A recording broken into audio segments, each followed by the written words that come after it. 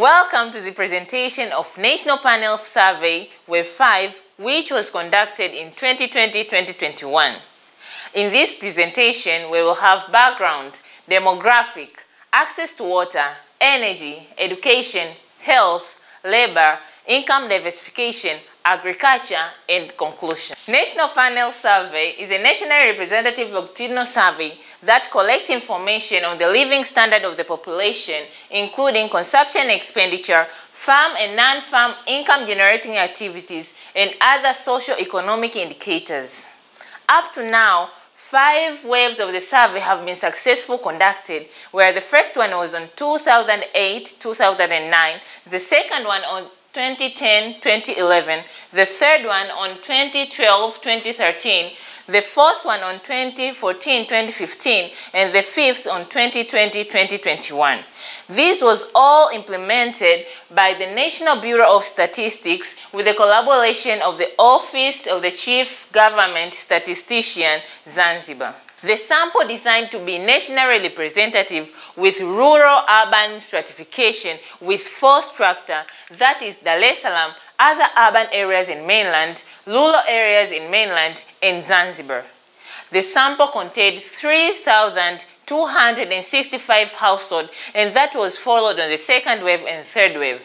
On the fourth wave, the sample was refreshed following 2012 population and housing census, which included 3,360 households. That was also followed on the fifth wave, with the addition of some households as a booster, which made a total of 4,164 households. The population structure in Tanzania remains the characteristics of developing country, with 4.7 members per household, with an average of 5 members in rural areas and 4.1 members in urban areas. Male-headed households are most widespread across the strata, and in Tanzania mainland, about 73% of the households are male-headed, and this is also seen in Zanzibar, where there is 80% of the households that are male-headed.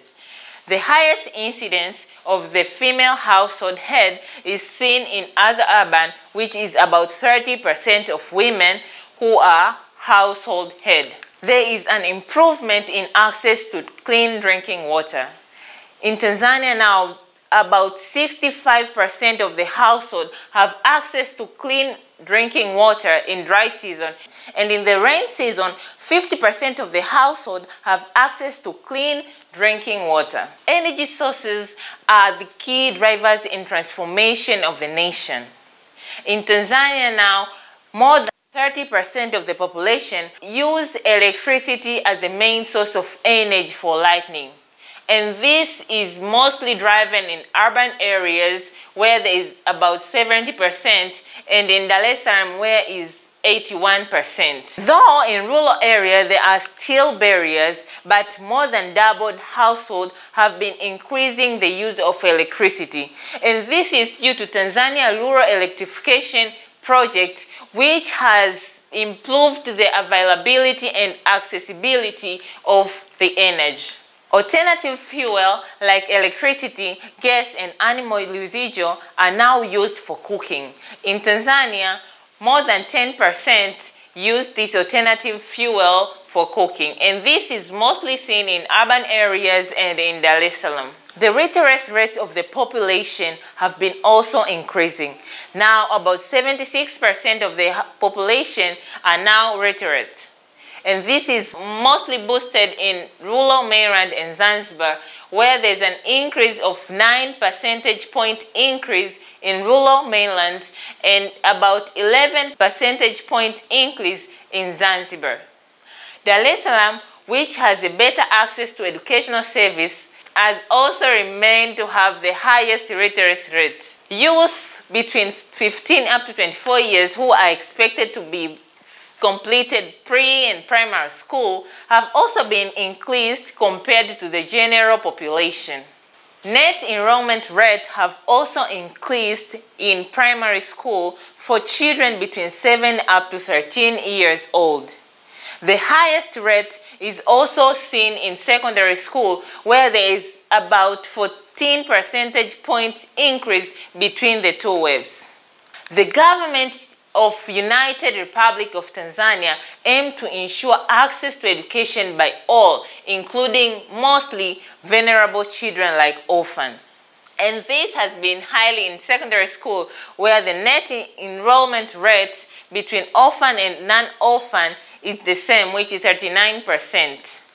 One of the greatest barriers to education continues to be equity in access, and work remains to be the main reason for not attending school, followed by marriage and financial constraints.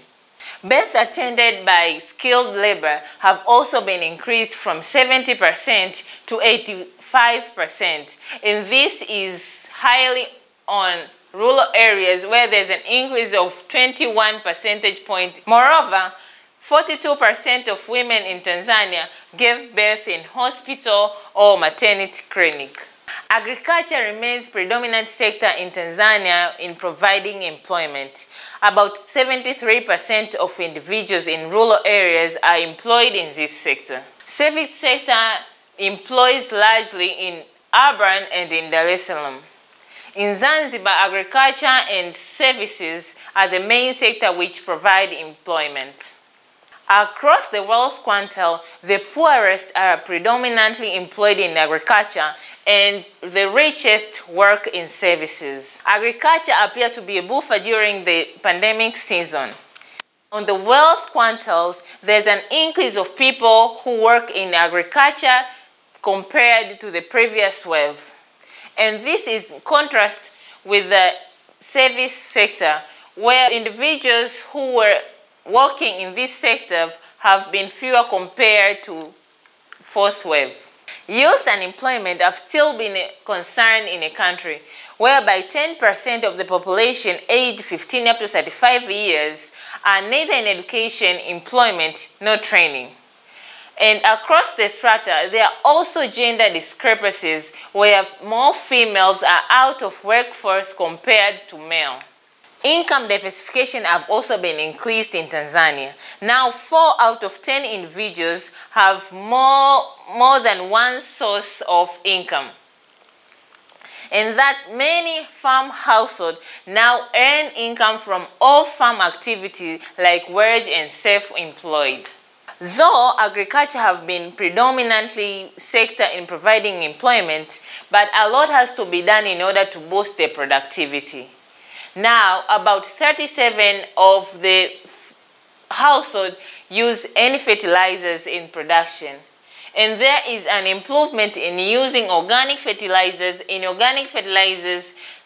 pesticide and improved seed, but there is no significant change in irrigation use. The average yield of maize have also increased from 1.2 tons per acre to 1.44 tons per acre. And this is also seen in pod production, where the average yield of pod increased from 1.8 tons per acre to 2.25 tons per acre. In Tanzania, livestock, which include cattle, goats, sheep and chicken, are either indigenous or improved livestock. There is about 43% of the household who own indigenous chicken, but there are rare households who own improved species. About 4.3% of the household own indigenous pigs, and 1.6% of the household own improved cattle. Conclusively, there is a large improvement across the two waves, where in social and demographic there is improved sanitation, energy for lighting, and alternative fuels are used for cooking, as well as in education, where the net enrollment rate have been increasing in secondary school and the youth rate rates have also been increased across the country. Despite having this COVID pandemic, but also we see success in health sectors where the birth attended by the skilled labor has been increased and the expression of certification with the health services have also been increased. In a labor market as well, now people have more than one source of income, and the yields in the agriculture sector In agriculture, there's an increase of average yields of maize and pad, and also we see in the livestock where the vaccination of animals have been increasing.